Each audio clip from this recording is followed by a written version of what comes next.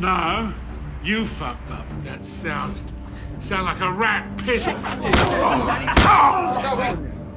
You want a one-on-one, yeah? Mga kaastig, ang pelikulang ating itatampok ay ang We Still Kill the Old Way. Enjoy watching! The little cunt.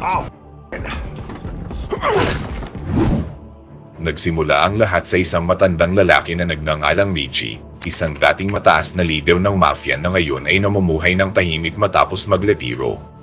Naninirahan siya sa Espanya at sinusubukan ng iwan ang marahas niyang nakaraan habang tinatamasa ang malangyang buhay na bunga ng kanyang mga pinaghirapan noon. Ngunit kahit malayo na siya sa mundo ng krimen, makikita pa rin na hindi ordinaryong tao si Richie.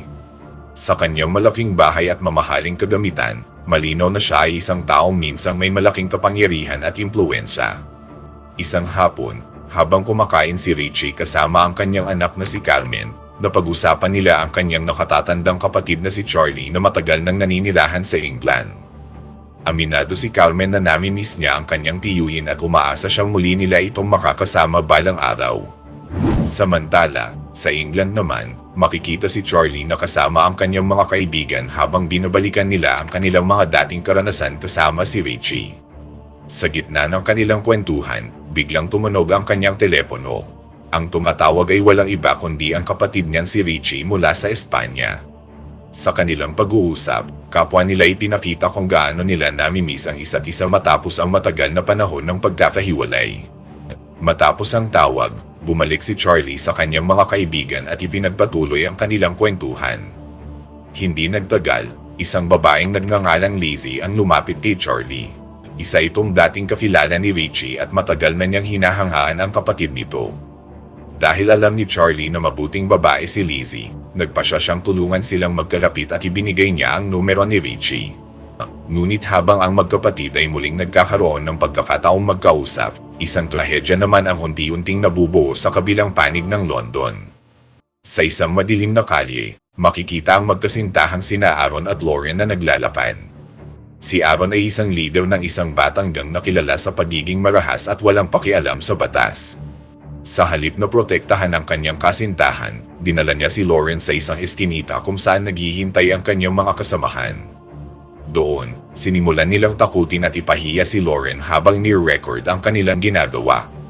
Isa sa mga miyembro ng grupo na si Dean ang nagtangkang pigilan ang kanyang mga kasamahan dahil mali na ang kanilang ginagawa, ngunit agad siyang pinatahimik ni Aaron.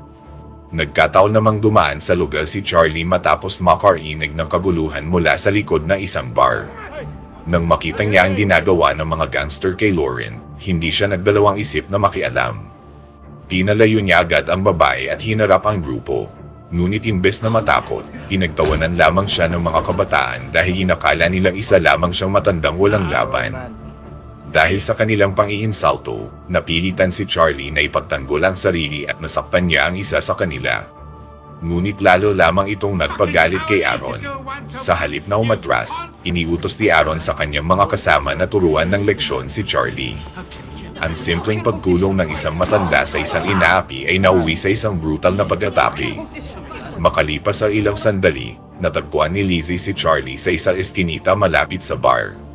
Ngunit sa pagkakataong iyon, huli na ang lahat. Nakahandusay at wala ng buhay ang kanyang kaibigan. Agad niyang iniulat ang nangyari sa mga pulis at kinausap ang dalawang detective na sina Susan Taylor at John. Ngunit dahil walang direktang nakakita sa mismong pagpatay, wala silang sapat na ebidensya para agad arestuhin si Aaron at ang kanyang grupo. Nang marinig ni Richie ang balita mula sa Espanya tungkol sa pagkamatay ng kanyang kapatid, tila gumuho ang kanyang mundo. Sa kabila ng matagal niyang paglayo sa dating buhay, muling nagising ang dating Richie. Hindi siya nasiyahan na basta na lamang hayaan ang kaso sa kamay ng batas. Para sa kanya, may isang taong kailangang managot sa pagkamatay ni Charlie. At sa pagkakataong ito, handa siyang bumalik sa England upang hanapin ang mga taong sumira sa kanyang pamilya. Samantala, pinuntahan ni na Detective Susan at John si Aaron upang tanungin tungkol sa pagkamatay ni Charlie. Ngunit sa halip na aminin ang kanyang ginawa, mariin niyang itinanggi ang lahat ng paratang laban sa kanya. Binalaan siya ng dalawang detective na kapag may lumabas na sapat na ebidensya laban sa kanya, hindi sila magdadalawang isip na ikulong at papanagutin sa batas. Gayunpaman, nanindigan si Aaron na wala siyang kinalaman sa insidente at pinili niyang tapusin ang kanilang pag-uusap. Pagkaalis ng mga pulis, agad na bumalik si Aaron sa kanyang grupo at nagbigay ng utos. Dahil alam niyang may isang tao maaaring makakapagsabi ng katotohanan tungkol sa nangyari kay Charlie, sinabi niyang kailangan nilang patahimikin si Lauren bago pa ito makapagsumbong. Nang marinig ni Dean ang plano ng kanyang mga kasamahan, hindi siya sang-ayon sa gagawin nila. Alam niyang mas lalo lamang silang mapapahamak kapag sinaftan pa nila si Lauren. Kaya palihim siyang pumunta sa bahay ng dalaga upang warningan ito. Ipinaalam niya kay Lauren na nais siyang patahimikin ng grupo ni Aaron at pinayuhan siyang manatili sa loob ng bahay upang maging ligtas. Ngunit hindi nagtagal, dumating mismo si Aaron kasama ang ilan niyang tauhan sa harap ng bahay ni Lauren. Dahil hindi nila mabuksan ang pinto, lumapit si Aaron sa maliit na bukasan ng pintuan at doon siya nagbigay ng babala. Sinabihan niya si Lauren na huwag magsalita sa mga pulis tungkol sa nangyari kay Charlie. Bilang pananakot, sinabi niyang kapag hindi ito sumunod, hindi lamang siya ang mapapahamak kundi pati na rin ang kanyang ina. Pagbalik ni Richie sa England, agad siyang nagtungo upang makipagkita sa kanyang mga dating kasama. Una niyang hinanap si Roy, isang taong minsan naging bahagi ng kanyang organisasyon noong panahon na aktibo pa siya sa mundo ng mafia. Pagkatapos nito, pumunta siya kay Lizzie upang personal na alamin ang buong detalye tungkol sa nangyari kay Charlie. Ipinaliwanag ni Lizzie na hindi niya mismo nakita kung paano pinatay ang kanyang kaibigan, ngunit sigurado siyang may kinalaman dito ang grupo ng mga gangster na matagal nang naghahasik ng bulo sa kanilang lugar. Dinala ni Richie at Roy ang kanilang sarili sa lugar kung saan natagpuan ang bangkay ni Charlie. Doon nila nakita sina Detective Susan at John na patuloy na nag-iimbestiga sa kaso. Nakilala ng dalawang pulis si Richie at alam nilang hindi siya ordinaryong tao. Kilala siya bilang isang dating leader ng mafia na minsang kinatatakutan ng maraming tao. Hiniling ni Susan kay Richie na hayaan na lamang ang mga pulis ang humawak sa kaso at huwag siyang gumawa ng sariling paraan. Pumayag naman si Richie sa harap nila, ngunit sa kanyang isip, malinaw na iba ang kanyang plano. Ayaw niyang hintayin ang mabagal na proseso ng batas.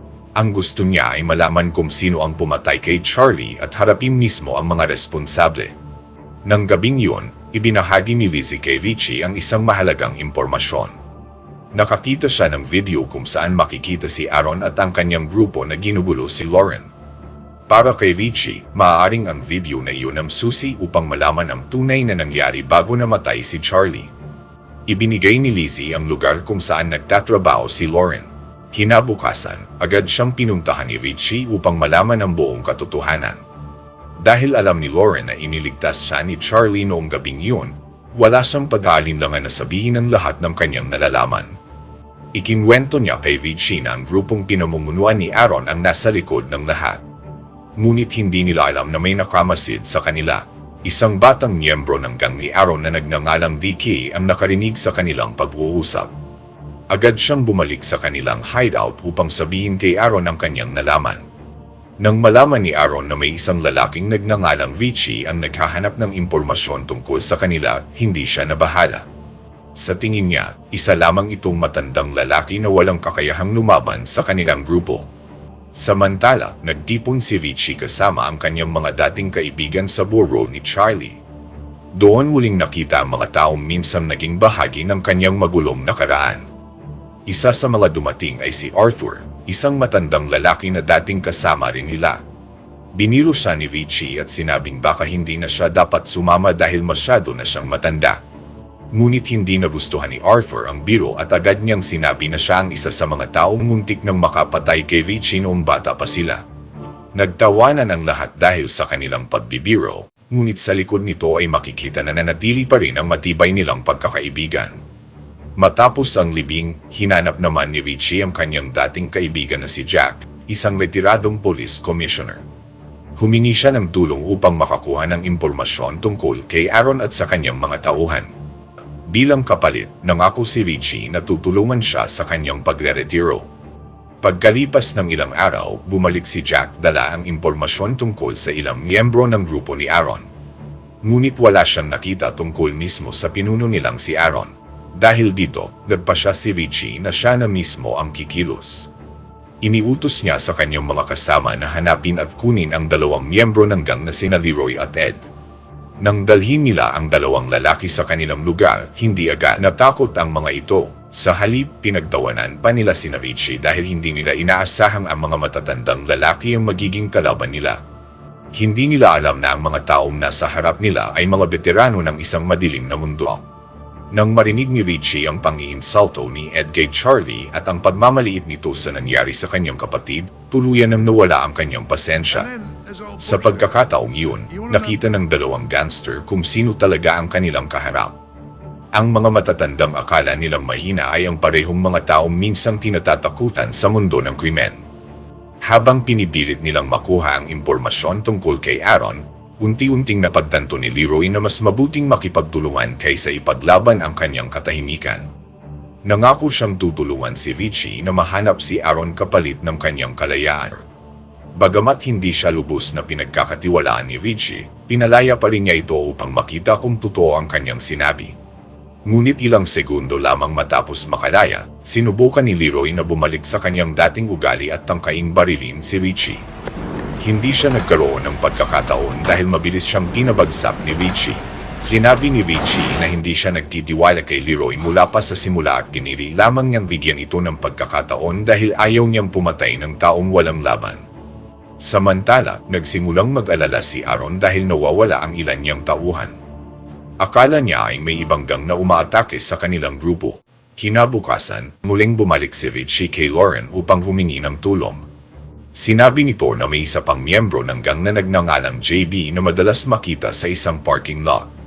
Habang nakikipag-usap kay Lauren, napagtanto ni Richie na nadadamay na siya ng gusto sa kanyang paghihiganti kaya nais na lamang niyang kunin ang kanyang numero at tapusin na ang kanilang pagkikita. Ngunit bago pa yun mangyari, dumating si Detective Susan. Doon nalaman ni Richie na si Susan pala ang ina ni Lauren. Hiniling niya kay Richie na huwag nang isama ang kanyang anak sa mapanganib na sitwasyon. Samantala, sa parking lot, nakita ni JB si Arthur na nag-iisa. Dahil inakala niyang mahina ang matanda, sinubukan niya itong takutin.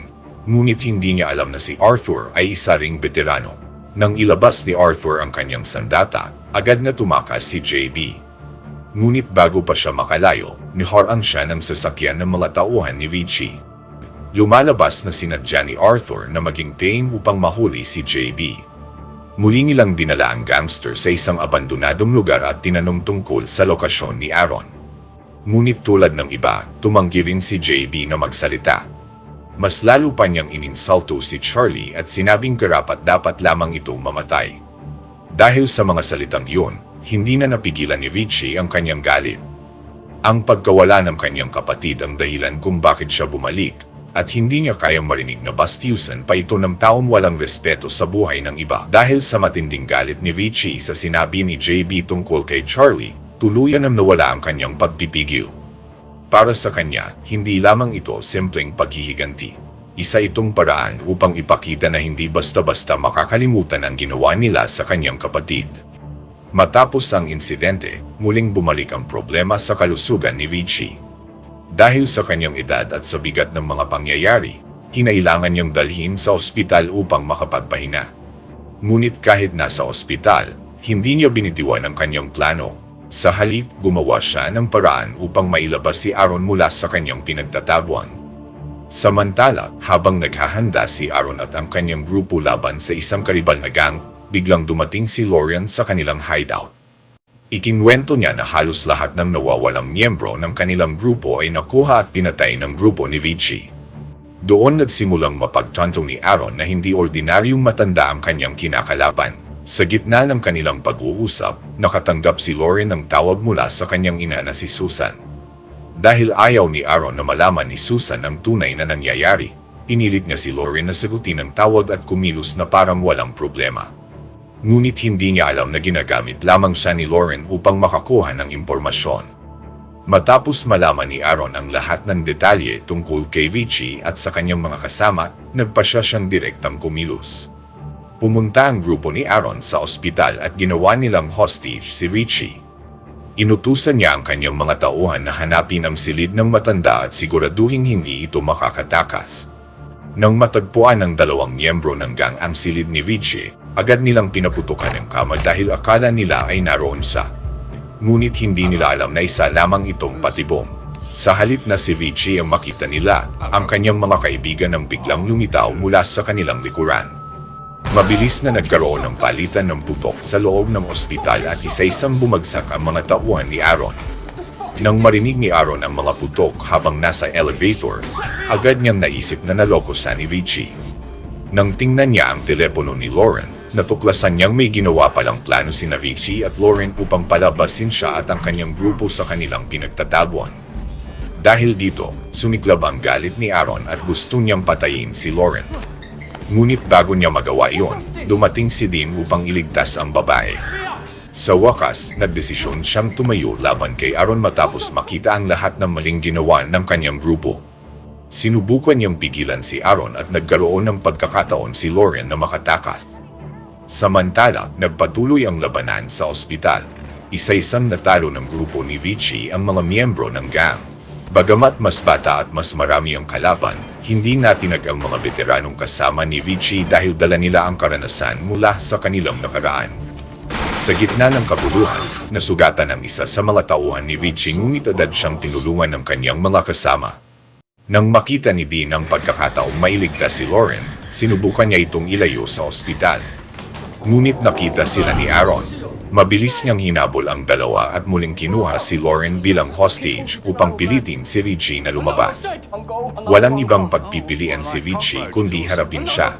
Lumabas siya kasama ang kanyang mga kasama at nakita niyang handang patayin ni Aaron si Lauren. Ngunit bago pa makaputok si Aaron, nakialam si Dean at nagawa niyang pigilan ang kanyang plano. Nalaglag ang baril at napunta ito kay Vichy. Sinubukan niyang gamitin ang sandata laban kay Aaron, ngunit nagkaroon siya ng problema sa pag-reload ng bala. Dahil dito, nagkaroon muli ng pagkakataon si Aaron na tutukan siya. Ngunit sa pagkakataong iyon, pumanig ang kapalaran kay Vichy. Nang kalabitin ni Aaron ang gatilyo, wala ng bala ang kanyang baril. Bago pa siya makagawa ng paraan, dumating si Susan kasama ang mga pulis. Dahil alam niyang malaking panganib si Aaron sa kanilang lahat, agad itong binaril at tuluyang natapos ang kanyang buhay. Matapos ang lahat, makikita si Vichy na nagpapagaling sa ospital kasama ang kanyang mga kaibigan.